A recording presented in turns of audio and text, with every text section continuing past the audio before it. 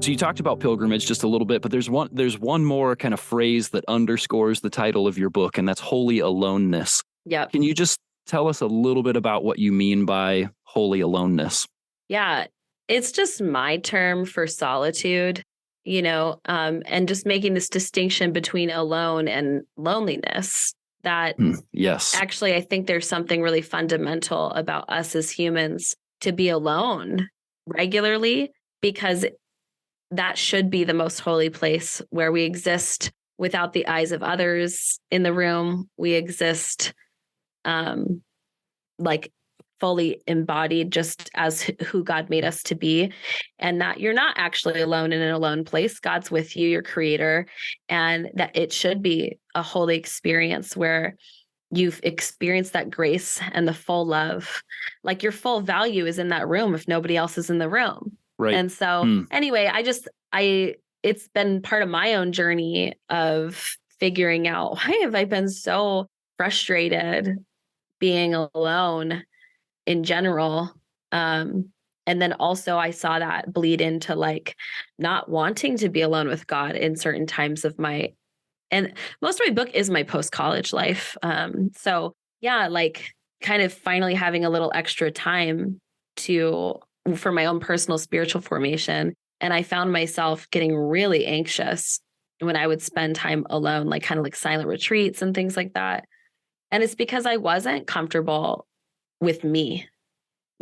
I had a lot of shame and guilt that wasn't from God, and luckily, again, the only place that can really be dealt with and healed is with God alone. So that's my idea of holy aloneness. And then the other thing I'll say too is that I think, we come into the world alone and we leave it alone.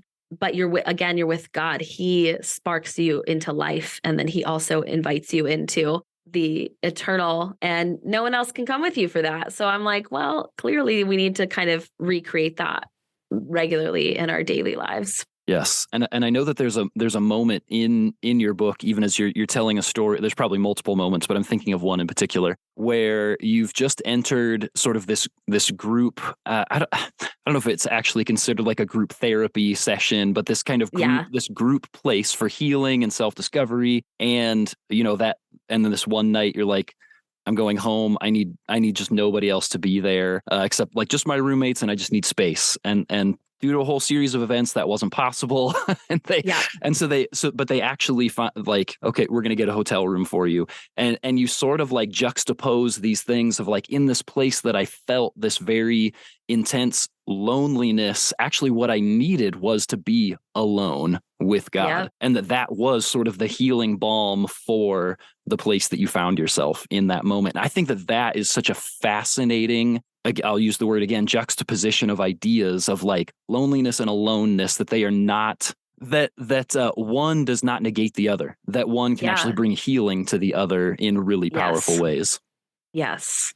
Which is why I think I just threw holy in front of that, holy totally. Aloneness. Yes. Because I have a lot of aloneness that's pretty unholy, and some of that's just scrolling on TikTok for hours. And although fun, it just feels like, wow, I wasted some time. Hey, thanks so much for joining us today, alumni. If there was anything that you learned, really enjoyed, or that encouraged you from today's episode, would you send us a DM or tag us in a story? We'd love to hear about it. You can find us at After4Pod on Instagram and Facebook. And if you haven't already, take just a second to unlock your phone and subscribe to the podcast. If your platform lets you, leave us a rating and a review.